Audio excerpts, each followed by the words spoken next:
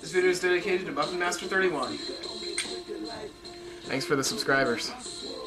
Oh, and as a side note, my Spy parody starts February 6th. Are we going? I think we're going. I've been talking about it for a little while, and I'm going to do reviews of anime.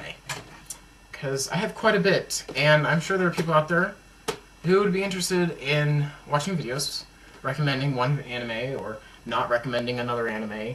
Because, it is kind of an expensive medium. So today, I'm going to be talking about AFRO SAMURAI Resurrection. This is the box for Season 1, because technically, Resurrection is not out yet. It was on Spike TV last night, and it'll be on DVD, I think, February 3rd. I'm going to be talking about my thoughts on AFRO SAMURAI and AFRO SAMURAI Resurrection. First off, let's see, saw it last night. It was 2 hours with commercials, which means it's probably about 4 episodes long compared to the first one, which is about 5 episodes long. Overall, the animation was slightly better than this one, which makes sense.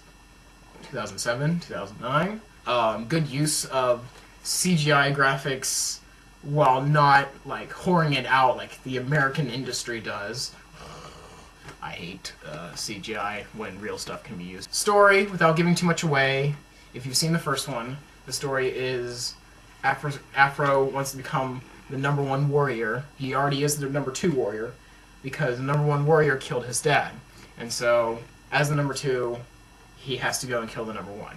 And I guess I have to tell you that, yeah, he becomes the #1 in the first one, which is this. This is the collector's edition, director's cut, whatever, because I liked it a lot. And in the second season, he's #1. He has to fight all the time because that is the life of the #1. So then, this chick comes along, and I can't remember her name right now. But anyway, this chick comes along. She's played by Lucy Liu. Got a good voice cast in both seasons. And she and Kuma, the teddy bear-haired guy, take the ever-loving crap out of Afro and take his dad's corpse out of the ground, which is freaky. They take the #1 headband from him in Resurrection. That's not cool. So he goes after them. He has to go and find the #2 headband and retake it, and go after them again for the #1 headband and to let his father rest in peace. So that's all I'm going to say about the plot for Resurrection, so that I don't spoil it for anyone who wants to watch it. Basically, I didn't quite like Resurrection as much as the first one. I think the main reason was that the themes of revenge were just weaker than they were in the first series / season / whatever you want to call this one versus Resurrection. It just wasn't as strong. Also, Lucy Liu and her character, they did an okay job, but they just weren't bad enough as a villain compared to how Ron Perlman did Justice. That was just amazing.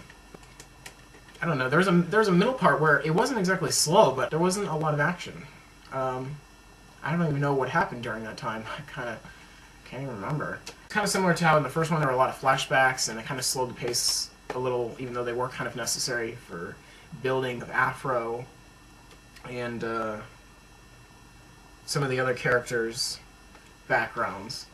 They didn't do that too much in this one, which I actually think was kind of a weakness in Resurrection, because you don't really get a feel for why they want revenge on AFRO SAMURAI. Like, we know why Kuma wants revenge. That's explained in the first one. But Lucy Liu's character, I mean, they say it, but they don't really show it to you so you believe and feel, the righteousness that she believes.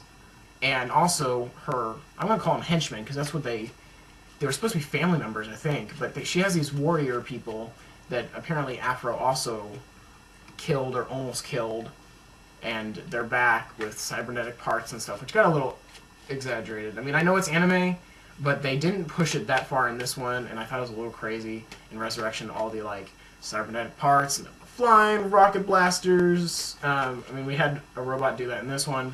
It was just a little much, a little too crazy. Anyway, the robots just felt like henchmen, and again, their motives were not explained at all. They're like, yeah, you wronged us, we're going to fight you. And then later on they're like, well, actually, we're not going to kill you for that, we're going to kill you so that Lucy Liu's character doesn't have to kill you.